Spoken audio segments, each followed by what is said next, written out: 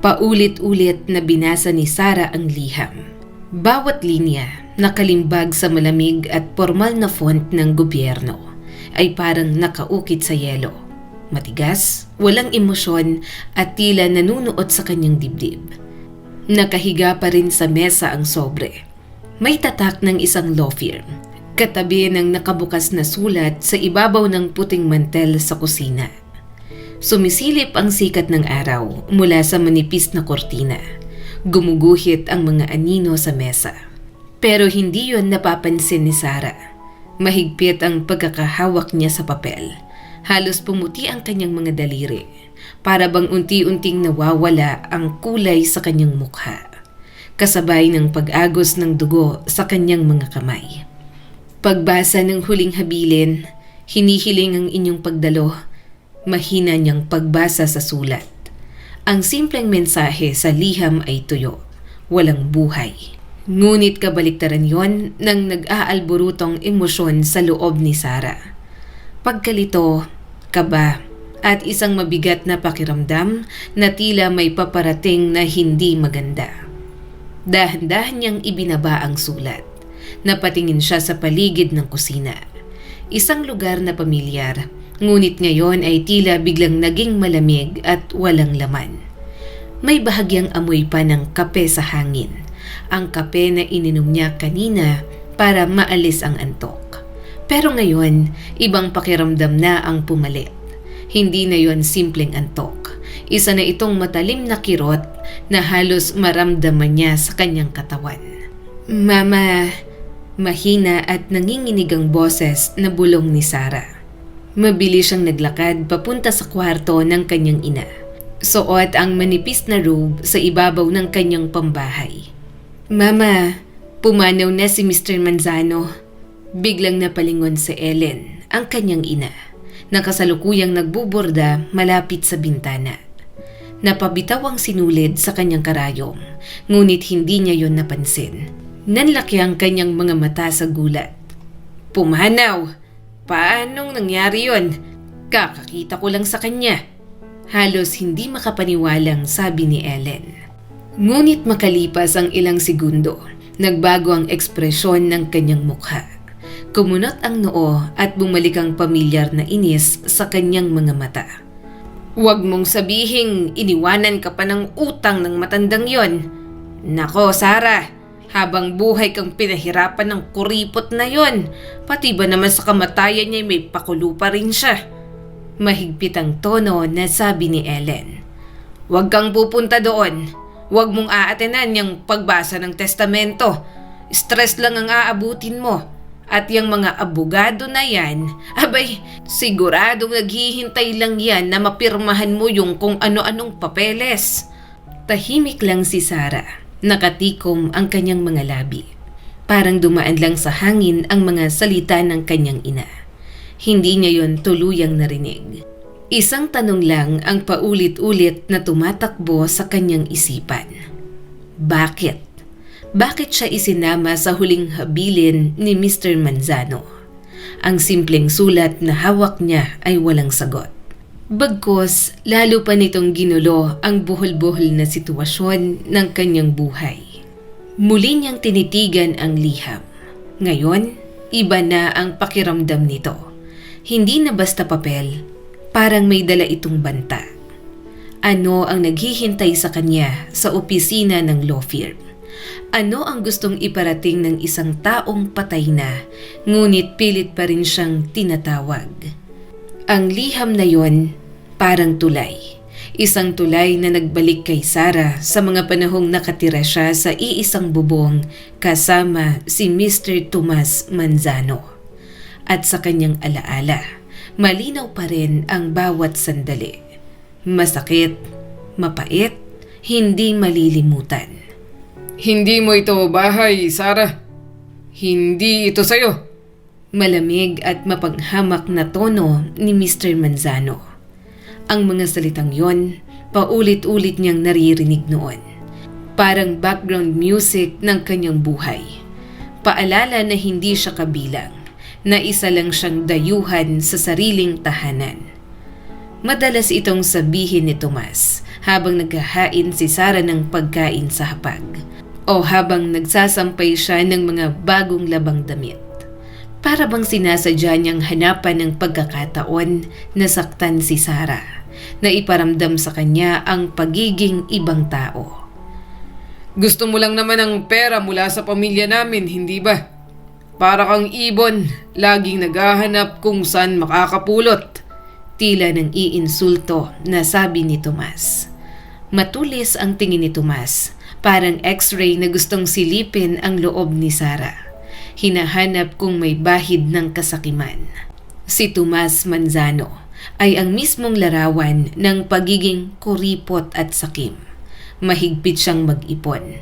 Bawat sentimo ay binabantayan. Parang dragon na nagbabantay ng kanyang kayamanan. At hindi lang yon, pati ang sarili niyang anak na si David, ang asawa ni Sarah, ay hindi nakaligtas sa kanyang higpit. Parang aso na nakatali sa maikling kadena. Ganoon niya kontrolin si David. Takot siyang baka maglabas ito ng pera. Sa simula, sinubukan ni Sarah na intindihin ang sarili niya. Siguro may mali sa kanya. Siguro may kulang. Pero habang tumatagal, unti-unti niyang naramdaman na hindi siya ang problema. Wala namang ginawa si Sarah para tratuhin siya ng ganoon. Sa loob ng 6 na taon ng kanilang pagsasama bilang mag-asawa. Ni minsan, hindi siya humingi ng mamahaling alahas o anumang regalo. Hindi siya nagreklamo kahit wala siyang sariling ipon. Tahimik lang niyang pinatakbo ang kanilang tahanan. Nagluluto, naglilinis, naglalaba. Siya ang bumuo ng init sa bahay. Isang init na tila siya lang ang may pakialam. At ang masakit na katotohanan, si Tomas Manzano at ang sarili niyang asawa na si David ang nagtulak sa kanya para humingi ng pera. David, kailangan natin ng pambili ng mga panlinis. Mahinahon pero nahihiyang sabi ni Sarah. Lalapit siya, nakaunat ang kamay, parang isang pulubing nagmamakaawa. Pero si David, Doon ka humingi kay Papa. Siyang may pera at bahay niya to. Siyang gumagastos. iritado at walang pakialam na sabi ni David.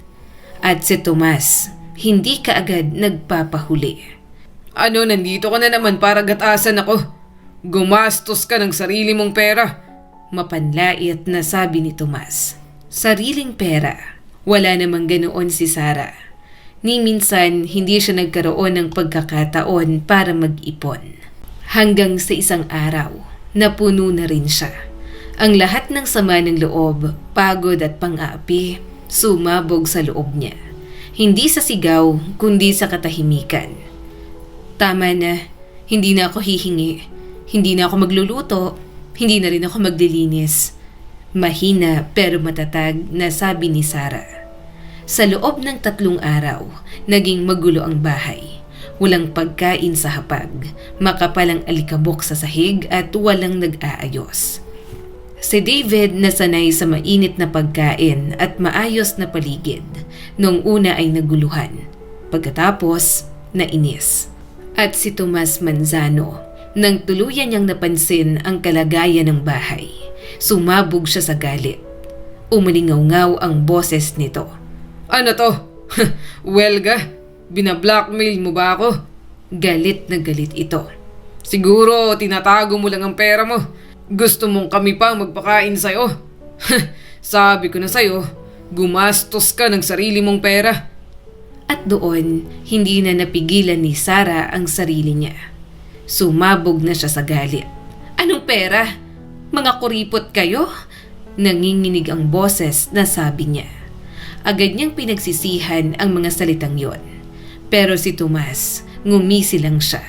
Isang ngiting puno ng kumpiyansa at pagmamataas. Sigurado siya sa sarili niya. Sigurado siyang hindi kayang mabuhay ni Sarah nang wala ng pera niya. David! Malamig na sabi ni Tomas. Tinawag niya ang anak niya habang iniiwas ang tingin kay Sarah. Parang hangin lang ito. Ikaw ang bahala sa babaeng yan. Ikaw ang nagdala sa kanya dito. At bago siya tuluyang umalis, may binitawan siyang salita. Isang pangungusap na noon ay walang kahulugan kay Sarah, pero nanatili sa kanyang alaala. Hindi ka marunong tumingin sa lampas ng sarili mong ilong, Sarah. Kalmado at halos may awang sabi ni Tomas. Napakasimple ng pagkakasabi niya, pero mas masakit yon kaysa sa sigaw. Ano ang ibig niyang sabihin? Noong mga panahon na yon, inisip lang ni Sarah na isa na naman itong kakaibang asal ng matanda. Isa na namang paraan para saktan siya. Pero ngayon, habang hawak niya ang liham mula sa abogado, ang mga salitang yon ay parang naging babala. Isang malamig at nakakatakot na babala. Hindi nagtagal matapos ang araw na yon, parang isang malupit na biro ng tadhana. Nagkasakit si Tomas. Biglaan, mabilis at walang awa. Ang lalaking dati matikas at makapangyarihan, unti-unting naging mahina, isang matandang walang lakas. Ang bahay na dati puno ng kanyang boses, mga sermon, reklamo at pangiinsulto, ngayon ay binalot ng katahimikan. Tanging maririnig na lang ang mabigat niyang paghinga. Si David na sanay na umasa sa ama, sa proteksyon at pera nito, napilitan na siya ang humawak sa negosyo ng pamilya. Pero sa halip na magbago, lalo lamang naging mahirap ang kanyang ugali. At si Tomas, hindi siya naging mabait dahil sa sakit.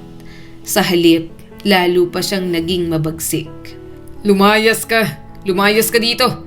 Nanghihina pero galit na sabi ni Tomas. Anong tinitingin-tingin mo? Bruha ka. Minsan, tinatangkapan niyang itaboy si Sarah gamit ang kanyang mahihinang kamay. Minsan sinusubukan pa niya itong saktan. Napakahirap, sobrang hirap, pero si Sarah, sa kabila ng lahat ng naranasan niya, pangaapi, kahihiyan, sakit, patuloy pa rin siyang nag-alaga. Siya ang nagpapakain sa kanya, kutsara kada kutsara. Siya ang nagpapalit ng kumot, siya ang naglilinis ng kanyang katawan, at sa bawat sandali, tinitiis niya ang lahat ng galit at panlalait. Dahil sa kanyang mga mata, hindi na niya nakikita ang isang malupit na tao, kundi isang matandang takot, isang taong walang magawa na ang galit ay bunga lamang ng sakit at desperasyon. At isang araw, habang inaayos ni Sarah ang unan ni Mr. Manzano, bigla itong nagsalita. Malinaw, kalmado, parang saglit na umatras ang sakit. Para bigyan siya ng pagkakataon na magsabi ng isang bagay. Tahimik ang kwarto, tanging mahinang paghinga ni Tomas ang maririnig. At doon, bigla siyang nagsalita. Tanga ka, Sarah. Tanga-tanga mo. Malamig at diretsyong sabi ni Tomas. Mahina pero malinaw. Niloloko ka ni David. May iba siya. Hindi ka niya kailangan. Parang biglang tumigil ang mundo. Napaatras si Sarah. Ang mga salitang yon, binitawan ng napakagaan at halos walang emosyon. Pero yon ang mas nakakatakot. Nanlamig ang buo niyang katawan.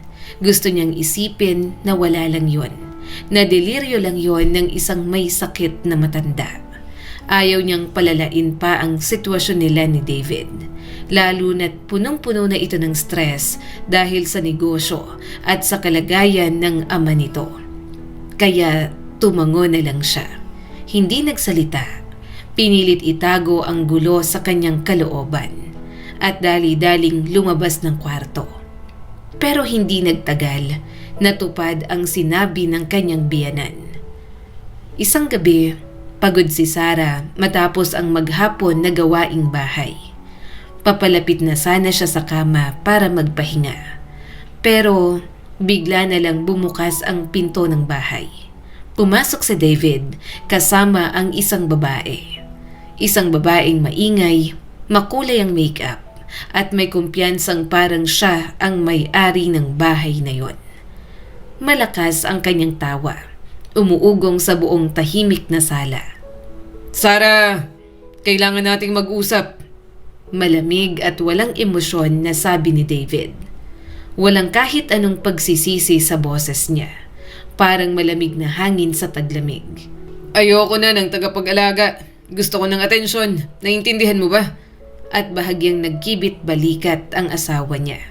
At si Papa, hindi na rin naman siya magtatagal. Napatigil si Sarah. Parang nakaugat ang kanyang mga paa sa sahig. Walang luha, walang sigaw. Walang kahit anong reaksyon, kundi pamamanhid. Tinitigan niya si David, ang lalaking dati niyang minahal. Pero ngayon, parang isa ng estranghero. At ang babae na tila komportable na sa bahay, parang matagal na itong sa kanya. Sa isip ni Sarah, iisa lang ang umiikot. Alam ng biyenan ko, binalaan niya na ako. Mag-impake ka na, Sarah. Parang nagbibigay lang ng utos na sabi ni David. Umuwi ka na sa nanay mo. Walang emosyon, walang awa. Parang hindi niya winawasak ang mundo ni Sarah, kundi nagbibigay lang ng simpleng instruction. Hindi pa lumilipas ang isang araw. Isiniksik ni David ang kaunting gamit ni Sarah sa isang lumang bag. Sa labas, may naghihintay ng taxi. Ang ilaw nito tumatagos sa dilim ng gabi. Bago tuluyang umalis, parang may nagtulak kay Sarah na gawin ang isang bagay. Pumunta siya sa kwarto ni Mr. Manzano. Kailangan niyang magpaalam. Tahimik siyang pumasok. Nakahiga si Tomas at nakapikit ang mga mata. Mr. Manzano, pabulong niyang sabi. Dahan-dahan nitong binuksan ang mga mata. At sa loob nito, may munting bakas ng pagkilala. Pinapaalis na po nila ako, nanginginig ang boses na sabi ni Sarah. May iba na si David. Aalis na ako. Ingat po kayo. Sa kabila ng lahat, may respeto pa rin ang kanyang mga salita.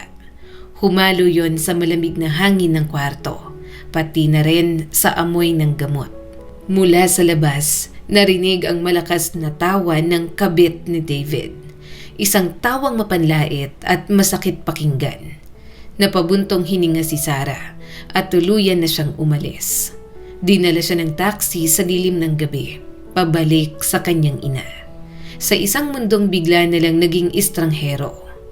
Sa loob ng 6 na buwan, nabuhay si Sarah na parang wala sa sarili.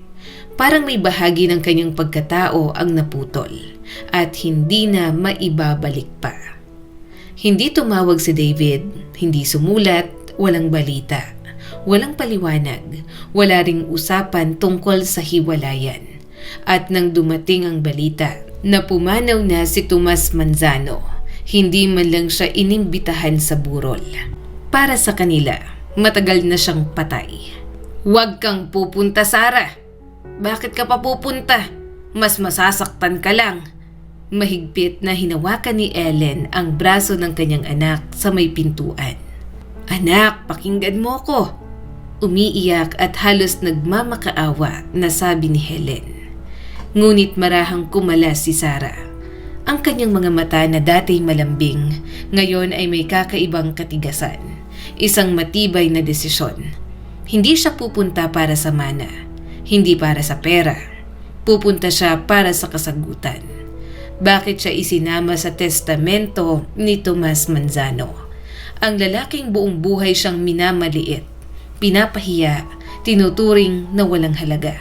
Sa gitna ng magulong pangyayari sa kanyang buhay, yun na lang ang natitirang hibla na kanyang pinanghahawakan.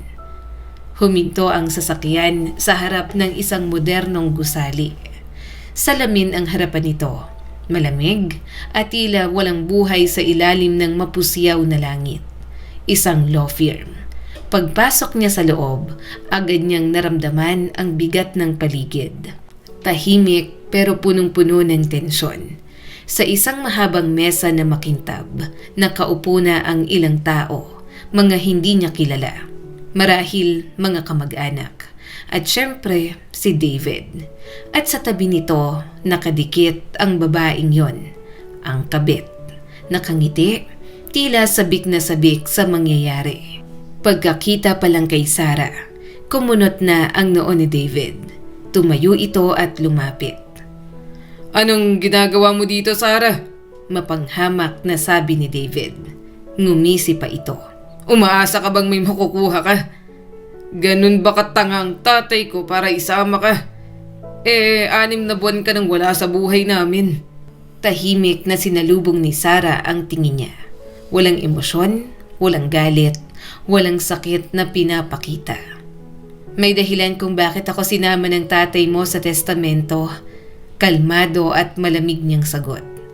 Parang nagbabasa lang siya ng balita. Walang kahit anong panginginig sa kanyang boses. Napatawa si David. Matinis at puno ng pangungutya. At ang babae sa tabi niya, napahagikgik. Hindi ka kayang sikmurain ng tatay ko. Pinagtitiisan ka lang niya para may maipinta siya sa'yo. Kitang-kita ang kumpiyansa sa kanyang mga salita. Parang sigurado si David na siya na ang panalo. Sa sandaling yon, bumukas ang pinto ng opisina at pumasok ang abogado, isang matandang lalaki, may uban ng buhok at pormalang suot. Sa isang iglap, tumahimik ang buong silid, parang may pumindot ng stop. Umupo ang abogado sa harap ng mesa. Binuksan ang isang makapal na folder at nagsimulang magbasa sa isang malamig at walang emosyon na boses. Ako si Tomas Manzano na nasa maayos na pag-iisip. Formal na basa ng lawyer. Isa-isang binanggit ang mga pangalan, halaga at ari-arian. Lumipas ang 2 salita na parang hangin lang kay Sarah. Walang tumatatak. Nanlamig ang kanyang pakiramdam, parang wala siyang maramdaman. Naghihintay siya pero hindi niya alam kung ano ang hinihintay niya. Ang bahay, sasakyan at vacation house ay mapupunta sa anak niyang si David, sabi pa ng abogado. At sa wakas, dumating ang huling bahagi. Ayon sa huling habilin ni Ginoong Tomas Manzano, ang kumpanya, ang beach house sa Sunrise Community at ang lupang sakahan ay ipinapamana kay Miss Sara Delgado. Malakas na pagbagsak ng upuan. Parang may sumabog sa loob ng opisina. Biglang tumayo si David kaya natumba ang kanyang upuan. Namumula ang kanyang mukha sa galit at hindi makapaniwala. Ano? Siya? Imposible yan! Sigaw ni David. Nagkakamali kayo. Basag ang kanyang boses. Halatang hindi niya matanggap ang narinig. Dahan-dahang itinaas ng abogado ang kanyang ulo. Ang kanyang tingin, kalmado, malamig at puno ng katiyakan. Tahimik ang buong silid. Nakatingin ang lahat sa abogado. At sa isang malamig at matatag na boses, muli siyang nagsalita. Ang inyong ama mismo ang naglatag ng habiling ito. Nasa maayos siyang pag-iisip, patunay ang mga medical report at mga saksi. At pagkatapos, ipinagpatuloy niya ang pagbabasa. Hindi na yun basta legal na salita, kundi mga mismong salita ni Tomas Manzano. Mga salitang umalingaw-ngaw sa buong kwarto. Si Miss Sara Delgado lamang ang nagpakita sa akin ng kababaang loob hanggang sa aking huling araw. Ang aking anak ay binigo ako. Ang may iwan sa kanya ay ang bahay, ang sasakyan at ang bakasyunan. Sapat na yon para sa kanyang kawalang pakialam. Pagtuloy na basa ng lawyer. Biglang tumahimik ang lahat. Walang gumalaw, walang nagsalita. At sa gitna ng katahimikan, may narinig na mahinang iyak. Si Sarah. Ang mga luha na hindi niya nailabas noong siya'y pinagtaksilan, hindi niya inilabas sa loob ng 6 na buwang pag-iisa. Ngayon, sunod-sunod na bumagsak. Luha ng gulat, luha ng sakit, luha ng pagaan, at isang kakaibang pakiramdam na parang tagumpay, ngunit mapait. Si David ay namutla, nanginginig. May sinasabi siya na maghahabol na kokontrahin ang lahat. Pero ang mga salita niya, tila nawawala na lang sa hangin. Walang bigat, walang saysay. Dahan-dahang naglakad si Sarah palabas ng opisina. Parang kagagaling lang niya sa isang mahaba at masakit na panaginip. Paglabas niya, ibang pakiramdam ng hangin. Masariwa, mas malinis, ang sikat ng araw na sumisilip mula sa ulap, biglang naging napakaliwanag. Pagod siya pero magaan. Para bang may isang napakalaking bigat ang inalis sa kanyang balikat. Hindi pa siya nakakalayo nang biglang may humawak sa kanyang braso. Si David, ang mukha nito, halo ng gulat, takot at isang emosyon na halos hindi na makilala ni Sarah. Pagmamakaawa. Sarah, sandali, mag-uusap tayo. Nagmamakaawang sabi ni David. Hindi na yon ang kumpiyansang boses na ginamit niya kanina. Ngayon, basag, mahina. Nagkamali ako. Naging bulag ako. Mas nauna pang nakita ni Dad ang totoo. Naging tanga ako, Sarah. Tumingin siya kay Sarah. May luha sa kanyang mga mata. Magsimula tayo ulit. Please, pangako, hindi na kita paiiyakin. Pwede nating buuin ulit ang lahat. Yung negosyo ko, negosyo mo, atin. Ngumiti si Sarah. Isang ngiting mapait, pagod, at puno ng pag-unawa, ngunit wala ng pagmamahal. Tiningnan niya si David, at sa kanyang mga mata, kitang-kita ang pagiging inosente nito, halos katawa-tawa. Ang lalaking ilang oras lang ang nakalipas ay tinawag siyang pulubi. Inaakusahan na nakikisawsaw sa mana. Ngayon, gustong magsimula ulit. David, kalmadong sabi ni Sarah. Magpa-file ako ng annulment at dito na maghihiwalay ang landas natin. Walang galit, walang yabang. Isa lang itong katotohanan. Dahan-dahan niyang inalis ang kamay ni David sa kanyang braso. Ang mana nito, tumingin siya sa paligid. Parang tinatapos ang isang kabanata. Ito ang kabayaran sa lahat ng tiniis ko, sa lahat ng kahihiyan, sa bawat luha, sa bawat gabing hindi ako nakatulog habang inaalagaan ko ang tatay mo, habang ikaw nagsasaya lang sa labas. Tumalikod siya at diretsong naglakad papunta sa naghihintay na taxi. Pagkaupo niya sa loob at unti-unting umandar ang sasakyan, may dumaloy na kakaibang kapayapaan sa kanyang puso. Ang karma, ang pagbabalik na madalas lang niyang nababasa sa mga kwento. Sa wakas, dumating din kay David. Bumalik ito at tinamaan siya sa parehong lakas na minsan niyang ibinato kay Sarah. Pumikit si Sarah at sa harap niya, isang bagong buhay. Isang malinis na pahina na siya na ang magsusulat. Walang mapanghusgang tingin, walang kahihiyan, walang kasinungalingan. Siya at ang kanyang sariling kapalaran. Lumipas ang mga buwan at unti-unting nagbago ang buhay ni Sarah. Hindi na siyang babaeng tahimik na nagtitiis sa isang bahay na hindi niya maramdaman na sa kanya. Ngayon, siya na ang may hawak ng kanyang sariling mundo. Ang kumpanya na iniwan ni Mr. Manzano, hindi niya ito tinrato bilang simpleng mana. Para kay Sarah, isa itong pagkakataon, isang bagong simula. Sa una, hindi naging madali. Wala siyang karanasan sa pamamalakad ng negosyo. Maraming duda, maraming takot, pero sa bawat araw na lumilipas, natutunan niya. Unti-unti niyang inayos ang kumpanya. Pinakinggan ang mga empleyado, tinama ang mga mali, at higit sa lahat, pinuno niya ito ng bagay na kailanman ay hindi ibinigay ni Mr. Manzano. Paggalang at malasakit. Ang dating malamig na lugar naging mas buhay. Ang mga trabahador hindi natakot kundi nagtitiwala. Minsan napahinto si Sarah. Napatingin siya sa malayo. At naalala ang matandang lalaking minsan ay nagpasakit sa kanyang puso. Ngunit ngayon naiintindihan niya na. Sa likod ng kanyang galit ay may isang lalaking nagmasid. Naghintay at sa huli nakita ang katotohanan. Hindi nagalit ang nararamdaman ni Sarah, kundi kapayapaan. Tungkol naman kay David na bago rin ang kanyang buhay. Ngunit hindi tulad ng inaasahan niya. Ang negosyo na kanyang hinawakan ay unti-unting bumagsak. Walang direksyon, walang disiplina, at ang babaeng ipinagpalit niya kay Sarah noon, hindi rin nagtagal. Iniwan siya nito nang mawala ang pera at ginhawa. Sa huli, naiwan si David mag-isa, kasama ang mga desisyon na siya mismo ang gumawa.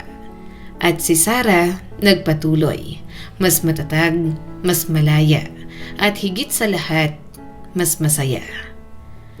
Ang kwentong ito ay nagpapaalala sa atin. Sa buhay, hindi lahat ng kabutihan ay agad na susuklian.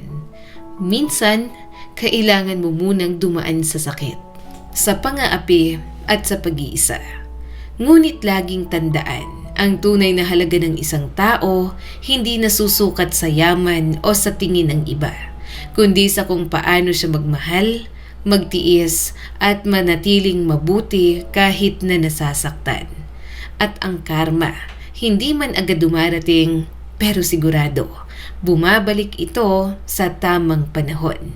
Kaya piliin mong maging mabuting tao, hindi dahil may kapalit, kundi dahil yon ang tama. Muli, ako po si Skylar Guro at sana ay may bago na naman kayong natutunan sa kwento natin ngayon. Maraming salamat po.